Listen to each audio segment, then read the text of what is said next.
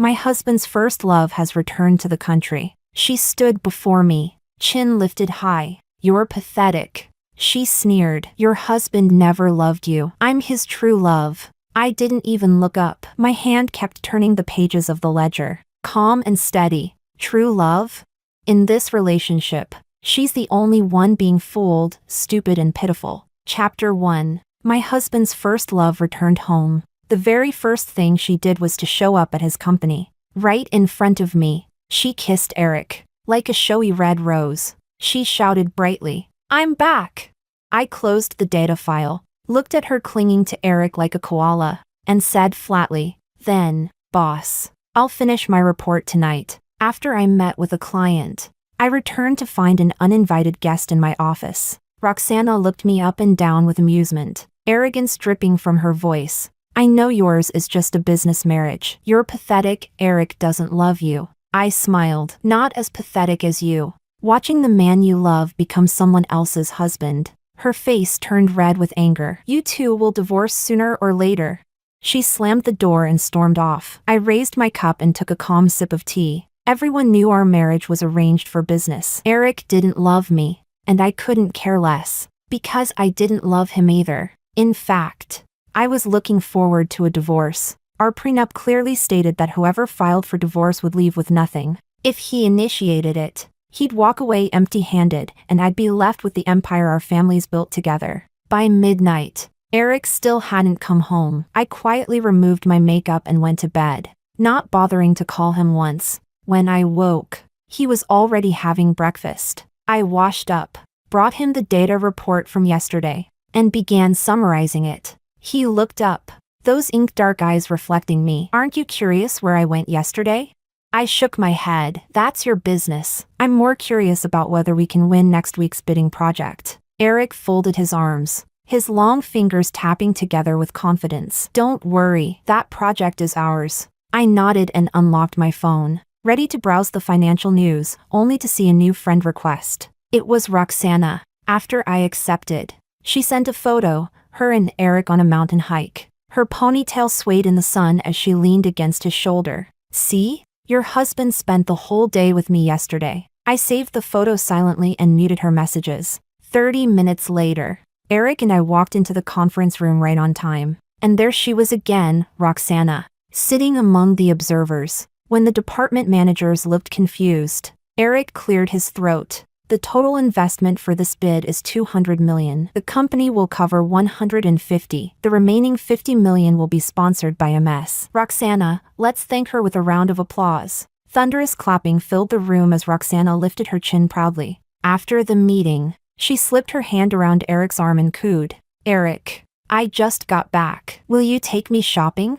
Eric glanced at me meaningfully. I smiled. "Go ahead, boss. You should take good care of our $50 million. Roxana's face turned bright red. "You," she stammered. "Not my fault. Really." Her blush was heavier than stage makeup today. Later, while I worked, more messages popped up, photos of her and Eric shopping, at the movies, smiling. I saved them all. If we ever end up in court, they'll make excellent evidence. Chapter 2. That night, after finishing overtime, I came home, and to my surprise, Eric was there. When I finished washing up, he put down his book. "Selena, why don't we have a baby?"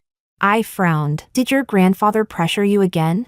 He rubbed the bridge of his nose, taking off his glasses. "Sort of." I smiled faintly. "I'll talk to him. After the stock goes public overseas, we can think about it." Truth is, I didn't want a child with Eric. Too many women hovered around him. It would be a nightmare. Take Roxana, for example. She'd been his college sweetheart. When Eric went abroad, they lost touch. 2 years later, she followed him overseas, only to find he just graduated and returned home to take over the family business. And married me. The bidding event came as planned. We faced our rivals head-on, revealed our cards, and won the $200 million deal, just as Eric had predicted. That night, the company threw a celebration dinner. As everyone urged me and Eric to give a toast, Roxana appeared, late, in a red dress. "Sorry, I'm late. Traffic was crazy," she said, looping her arm through Eric's. Her red lips, Her matching nails, she was a walking cliché. I smiled politely. No worries. We just got started. Whispers rippled through the crowd, speculating about her and Eric. Eric coughed softly, gently freed his arm, and smirked. Since you're late, you owe us 3 drinks. No one ever dared challenge Eric's word. Roxana was no exception. Eyes wide, she glared at him, but still grabbed the glass and downed 3 in a row. Applause filled the room. Later, Eric served her food. She pouted, and he whispered something that made her giggle, punching his chest playfully. I took a sip of wine. A pair of elegant hands placed ribs on my plate. I turned. It was Ryan, the new sales manager, just 27 and already exceeding every sales target. He smiled. Manager, these ribs are the house specialty. You should try them. I tasted one. Not bad. Thanks. He grinned. We're about the same age. You can just call me Ryan. We started chatting. He had a sharp sense for the market. If I could bring him onto my team, my efficiency would skyrocket. Out of the corner of my eye, I noticed Eric silently watching us, swirling his wine like a predator eyeing prey. I ignored him. Eventually, he came over, insisting we go home together. Just as we reached the car, Roxana stumbled over, drunk, and claimed the front seat before I could move. Eric looked helplessly at me. I just smiled, waved down a taxi, and went home alone. From the rear window, I saw Eric start the car with Roxana beside him. Minutes later, a message came from Roxana, photos from a hotel room, sheets in disarray, clear evidence of infidelity. I had to admit, her figure was impressive, but she was a fool, a love-struck fool who just handed me ammunition. I saved the pictures. Divorce wasn't yet convenient. Not until the stocks went public and our valuation doubled. Then, I'd file and take Eric's shares with me. After that, I could have any man I wanted. I refocused on the stock launch. Romance was a poor investment. My mother had once been just like Roxana, head over heels, marrying a penniless dreamer. Years later, when they built a business together, my father cheated, claiming he'd found his true love. He gave that woman his shares, she sold them, took the money, and vanished. We almost lost everything, until my grandfather stepped in to buy back control. Since then, my fate was sealed, an arranged marriage to Eric, to protect the family's holdings. That's why I always keep control. Never again will I let anyone have the power to throw me away. Chapter 3. Manager. Your lunch slot is open today. Want to grab a meal together?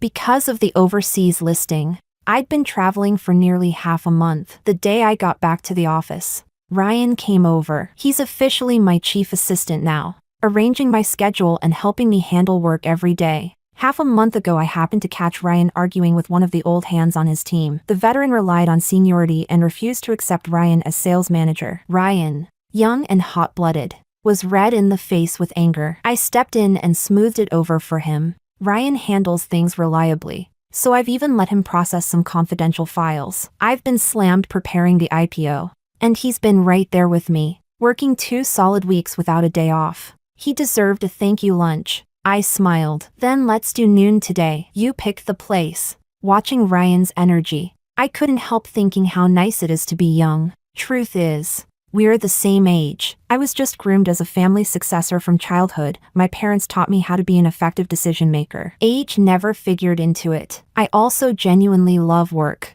I'd been flying nonstop this past month and hadn't even gone home once. Eric did send me a WeChat once during that time, but my meeting ended late and I forgot to reply. At lunch, Ryan kept putting food in my bowl. Eat more, boss. You've gotten thinner. Thanks. You eat too. Right then Roxana stormed over and splashed a glass of water in my face. Then started cursing. Bitch, I finally caught you. Where are you hiding, Eric? Ryan stood up in front of me. And you are? Roxana jabbed a finger at his nose. Blind much? You don't even recognize me? I pulled Ryan back and gave him a small nod to stand down. Then I drew back my hand and slapped Roxana hard. While she was stunned, I raised my hand and slapped the other cheek. You, Roxana clutched her face, staring at me in disbelief. I flexed my tingling palm. That's the price for throwing water in my face. An MS. Roxana, loudly asking other people about their husband's whereabouts. Not a good look. People in the restaurant began whispering, pointing at Roxana. Cut the crap. Where is Eric? She looked like she might tear me apart. Since the night you slept with him, I haven't seen him, I said lightly, taking 2 napkins to dry my face. That set the room on fire. Words like shameless drifted to our table. Roxana's face went red, then green. She spat out, "Filthy bitch. Just you wait," and fled. As soon as she left, I called the housekeeper and learned that Eric hadn't been home the entire month either. I fell into thought. Where had Eric been? Boss. The food? Ryan prompted. We're done. Back to the office. We have a meeting. 2 hours later, Eric appeared in my office. Welcome home, my dear wife. He reached his arms toward me. I sidestepped without making a scene. Your woman came here looking for you and threw water in my face. Tisk. TSK. Are you jealous? He withdrew his arms and looked at me. I snorted. Do me a favor, when you chase women, don't drag me into it. He didn't answer that directly. Instead, he propped his chin on my desk and asked, after all these days, aren't you curious where I've been? We each have our own work, I said, puzzled. What's there to be curious about? Something dimmed in his eyes, then smoothed over. Then let's go home together tonight. Just the 2 of us. We'll see. I opened a contract and got back to work. Eric, sensing he wasn't getting anywhere, stood to leave just as Ryan pushed the door open. Maybe it was my imagination, but it felt like the 2 of them exchanged the briefest look. That evening I stopped by home to grab some files. As soon as I walked in, I saw a woman on the sofa with her back to me, sobbing. Eric sat opposite, smoking. At the sound of the door, the woman turned. Roxana again. Her eyes were bloodshot. Tears had wrecked her elaborate makeup into patches of white and black. Selena, I'm pregnant, she said. I raised an eyebrow. Oh, please, let Eric and me be together. I looked at Eric. He sat there steady and said nothing. Whether I let you or not is up to Eric, I said. If he agrees, I'll sign right away. Though if it means walking away with nothing, I doubt he'll be so eager. Eric crushed out his cigarette, stood, and faced Roxana. I'll give you $5 million as compensation. Please leave. Roxana's eyes went wide. She pointed at me, incredulous. You're going to give up the chance to acquire L Group for her? Huh? Since when? Eric, when did you plan to acquire L Group? I asked. Roxana, frantic, pushed on. She doesn't even know about the acquisition, but I can help you lock it down in one move. Are you sure you only want her? Eric, answer me, because this involved the company. My tone hardened. Eric stepped toward me, reaching for my hand. Selena, I've drafted the plan and the implementation scheme. You don't need to worry about this. I stepped back. Is the company yours alone? What exactly are you trying to do? It seemed Eric's wolfish ambition was swelling. He even wanted to sideline my authority. Roxana didn't care about any of that. She was hysterical. I know everything about L Group. I'm far more useful to you. She pointed her red polished nail at my face. And she's got some ambiguous thing going with a subordinate. She doesn't deserve to be your wife. Shut up. Anyone would lose their temper at that kind of insult. MS. Roxana, watch your mouth. Leave now, or I'll call security. Seeing her spiral, Eric decisively pulled out his phone and called security. I poured myself a glass of water and looked at Eric. Do you have anything to say to me? He lit another cigarette. Selena, I know I should have told you sooner, but if we acquire L Group, we'll become the largest conglomerate in the province. I cut him off. Is that what you've been doing this whole month? You know we're at the most capital-intensive stage of the overseas listing. You want to start a major acquisition now. Why? To bleed our cash? Selena, you don't have to worry about the company so much. Just be a good wife. And don't fret about Roxana. I'm only using her intel for profit. In the end, the ones at the top will be you and me. We're a perfect match. A perfect match? I felt only disdain. With methods that dirty, he thought I'd be honored? I let out a cold laugh. We're both shareholders. Without my approval, you're not doing this. Then let the board vote. Meeting at 8 tomorrow morning. Eric took his coat and left, watching his back. I had to admit Roxana's description was spot on. Selfish. Mercenary. A man like that doesn't deserve to be my husband. Chapter 4. At the board meeting the next day, Eric passed the motion to acquire L Group by a single vote. I sat there, my face pale with fury. That decisive vote came from Ryan, and the proposal Eric presented that morning bore the company seal, our company's official stamp. The seal had always been kept by me after Ryan came on board.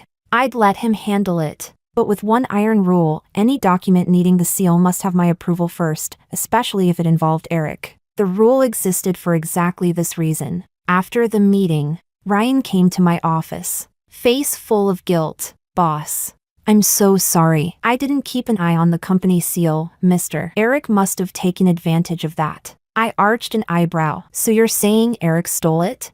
Ryan nodded. I laughed, not out of humor, but disbelief. I turned my laptop toward him. The surveillance footage showed Ryan handing the seal to Eric. They even patted each other's shoulders. You were recording me? Ryan's eyes widened in shock. A chief assistant is a sensitive position. It's monitored in real time. I replied coolly. I've been too busy lately. You slipped through. I turned the screen back toward me. Your employment contract clearly states, if you hand over the company seal to anyone besides Selena without written authorization, it constitutes theft of trade secrets. Congratulations. Ryan, you'll be eating prison food soon. Ryan panicked. Boss. I lost my head for a moment. Please. I've worked so hard for you these past weeks. Have mercy. I looked at him through half-lidded eyes. Why should I? What did Eric promise you?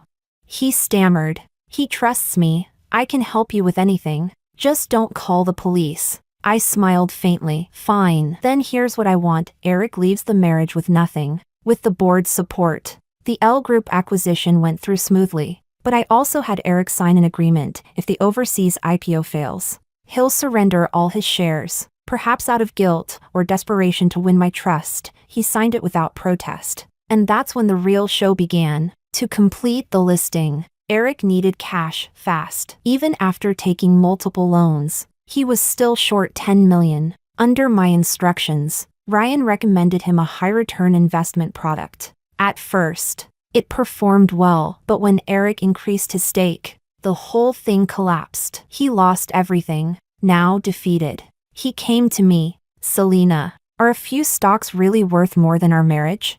He was still clinging to false hope. And Roxana told me the L Group acquisition would bring in all their former clients' orders. Why haven't we gotten even one? She wouldn't be wrong. I smiled. Of course there are no orders. My private subsidiary already intercepted them all. That company had nothing to do with Eric. It was part of my dowry. A clean, separate entity. I looked at him. You can only blame yourself for trusting Roxana too much. Impossible. I know L Group's internal data inside out. There's no way this could fail. Roxana loves me. She wouldn't deceive me. I sneered. Maybe she wouldn't, but you, Eric, a CEO who blindly trusts a woman with company secrets, don't you find that pathetic? Tomorrow his shares would officially transfer to me. Once I had his 20% added to my own, I'd become the company's majority shareholder. The thought made my heart race. Then I remembered I'd left the share transfer agreement at the office. I got in my car to retrieve it. As I turned onto the main road, a black Range Rover sped toward me. I swerved, but not fast enough. The car slammed into the guardrail. My head cracked against the steering wheel, blood blurring my vision. Through the haze, I saw someone step out of the other car. The streetlight glinted off the knife in his hand. I can't die, not yet. That thought kept me alive. I slapped my own face hard to stay conscious, dragged myself from the wreck, and stumbled toward a nearby supermarket. There were people there. But the man chased me down. I was injured. Slower, he tackled me to the ground, the knife poised above my forehead. I grabbed his wrist, fighting with all I had. But he was stronger. Just as I was about to lose, a patrol car's siren blared. The man bolted, leaving me on the ground. I was taken to the hospital, no fractures, but a head wound and a swollen leg. Who wanted me dead? Eric? Ryan? Roxana? After discharge, I went to Roxana's apartment. To my surprise, she hadn't terminated the pregnancy. To her surprise, I was still alive. Her first words were, "You're alive?" Realizing she'd slipped, Roxana quickly changed tone. "What are you doing here?" She glared, ready to shut the door. I lifted the fruit basket in my hand. I came on behalf of my husband, to visit his mistress and child. Then, with a faint smile, sorry to disappoint you, I'm not dead. I don't know what you're talking about, she said, avoiding my eyes. Her guilt was plain. My suspicions were right, she was involved. I just didn't know whether she had help. I pressed on. You want a divorce? That's easy. Eric's been removed from the board, but his family still has power. You're carrying his child. There's no way they'll abandon you. Roxana's eyes widened. Are you serious? Of course, but first, tell me, who tried to kill me the other night?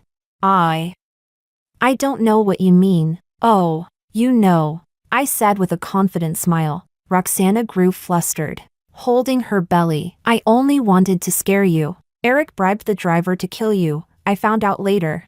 My eyes narrowed. Is that true? It's true. I had no reason to want you dead. Eric came to me, he said he'd acknowledge this baby. So, my guess had been right. Eric, cornered and desperate, had wanted me gone. We weren't even divorced yet, and as my legal husband, if I died, he'd inherit everything. Chapter 5. Trust Eric to always come up with a way. Too bad for him, I didn't die. Since I'm alive, he can get lost. You'll become Mrs. Eric, I told Roxana, but you'll have to do something first. She leaned forward, impatient. What do you need me to do? Write on cue. Find a reporter. Tell them everything about you and Eric, word for word. Once it hits the front page, even if he denies it, it won't matter. I'll divorce him. You'll be the mother of his child and move up accordingly. How about it? Roxana eyed me warily. Wouldn't that expose both of us? Everyone would know I was a homewrecker clawing my way up. I raised a brow. So you do know you're the other woman? Her face flushed, then blanched. I continued. Having you go public speeds up my divorce. Clean. No loose ends. Otherwise, the photos you sent are enough for me to divorce him anyway. But I can't guarantee he won't throw you and the baby overboard later just to prove his devotion to me. Roxana clenched her fists. Fine, I'll do it. But can I really become his wife? That depends on your skills. Either way, I'm divorcing Eric. She tightened her fists. Deal. I don't care who my husband is. If he can't power pair with me, I'll cut cleanly and fast. Sure enough, that evening the TV ran Roxana's tearful tell-all. Not just photos and videos, there was also the ultrasound and receipts for luxury goods Eric bought her. I smiled. Love-brained women are the scariest. If Eric sees her airing his private life on national media, he'll want to kill her, not marry her. After the news, Eric blew up my phone, over 80 missed calls. I watched the screen light up and go dark, then blocked him. The next day, Eric showed up at my office with his grandfather. The old man, well into his 70s, was still sharp and spry. And to be fair, I respect him. From a street wonton stall to a family conglomerate, that spine built their house. He looked at me, contrite. You saw the news, I presume? I nodded. He sighed. Eric's been spoiled since he was a boy. I never thought he'd do something so disgraceful. Don't be rash. We'll make this right. Eric is an exceptional young man. Women throwing themselves at him is normal, as long as you're the one in his heart. Grandfather, I intend to divorce Eric. My tone was flat, like discussing a stranger's weather. He frowned. Men make mistakes. Divorce isn't worth it. Will your grandfather agree? I've already spoken to him, and if I don't divorce soon, I might not survive this. What do you mean? I set a recorder on the table. The driver from the hit and run had been caught. Before transfer to the station, he confessed Eric hired him to kill me and promised $1 million after the job. The driver had kept their chat logs, just in case. Faced with the evidence, the old man slammed his cane on the floor, then turned on Eric. I thought you were merely frivolous. I didn't know you were vicious. To plot your own wife's murder? This group has no place for you. You are not me successor. Grandfather, let me explain. I looked at Eric. Get ready for prison. The old man left with a heavy sigh. Eric chased after him, babbling excuses. The successor's chair was clearly up for reconsideration. I filed the evidence in court. No matter how Eric threatened or pleaded, I stood firm on divorce. When the judgment came, All properties and vehicles under Eric's name went to me. After folding Eric's shares into mine and unwinding his trapped funds with Ryan, our company completed the overseas listing. My net worth tripled overnight. As for Ryan, I let him off with only a termination from the group. Ambition in the young is a good thing, until you try to shortcut your way up the wrong road. He reached for too much and got fired. I imagine the fall hurt. Chapter 6. I could finally take a proper vacation. After weeks of exhaustion, both mental and physical, I was ready for some rest. With nothing urgent on my schedule, I decided to go shopping for a few travel essentials. The moment I entered the mall, I saw a man beating a heavily pregnant woman. A crowd had gathered, but no one dared to step in. When I looked closer, my stomach dropped. The man was Eric, and the woman lying on the floor was Roxana. "Stop!" I shouted, rushing forward to pull her up. Roxana trembled violently, clutching my arm. "Help! Help me!" Someone in the crowd yelled. "The police and ambulance are on their way." I looked up at Eric. Gone was the charming gentleman. His hair hung in greasy clumps across his forehead, his beard unkempt, and he was still wearing the same crumpled yellowed shirt from the day of the verdict. His eyes were bloodshot. He lunged again toward Roxana. "It's all this bitch's fault. I'm broke, in debt, kicked out of the family. Where the hell am I supposed to go now? It's all her fault." He tried to kick her again. That was the final spark the bystanders needed. Several men rushed forward, pinned him down, and waited for the police. Roxana was taken to the hospital by ambulance. As she was pushed into the operating room, she grabbed my hand with trembling fingers. Please, save the baby." Her terrified eyes were like those of a wounded fawn. I held her hand tightly. Roxana gave birth a month early via emergency C-section. Thankfully, both mother and baby were safe. When I went to visit, she was sitting in bed, staring blankly at the newborn in her arms. I set the fruit basket on the table and walked over softly. "How are you feeling?" She gently patted the baby's back. "I'm going to raise the child alone. Didn't you want to be Mrs. Eric?" Roxana lowered her head and smiled faintly, eyes tender on her baby. I realized Eric never loved me. The moment I touched his interests, he threw me away without hesitation. He's only ever loved himself. I don't want my child growing up with a father like that. Motherhood had softened her. The bitterness was gone. She carried a quiet strength now. I patted her shoulder. "If you ever need help, call me." "Thank you." Eric was later arrested for intentional assault. What awaited him was a well-deserved punishment. I took my mother to Sonia for a little trip. We walked barefoot along the soft warm beach, the sea a deep turquoise under the sunlight. For the first time in a long while, I felt truly at peace. In the distance, couples laughed and splashed in the waves. I leaned back on a recliner, sipping coconut water, basking in the sun. Then a tanned, well-built hand appeared in front of me, holding a straw hat. "Miss, is this yours?" A magnetic voice spoke. I looked up. A man in sunglasses, flashing a bright smile, sunlight gleaming on his sculpted muscles. He was holding the hat I must have lost while surfing earlier. I stood up and took it from him with a polite smile. "Yes. Thank you. You're welcome, beautiful lady. May I add you on WeChat?" His tone was courteous, and his face, undeniably handsome. Sure, after all, who doesn't appreciate a good-looking man? We exchanged contacts. I smiled lightly. "May I ask your name?" The man grinned, 8 perfect teeth gleaming. "Ethan." Seeing my slight surprise, he extended his hand. "Eric's uncle." I remembered when Eric and I married. His uncle had been studying abroad in the UK, so I'd never met him. But why approach me now? To reclaim the family shares? Or to rebuild the alliance between our families? I reached out my hand, smiling with meaning. "Nice to meet you, Ethan." Whatever his purpose, as long as I remain the hunter, nothing else matters.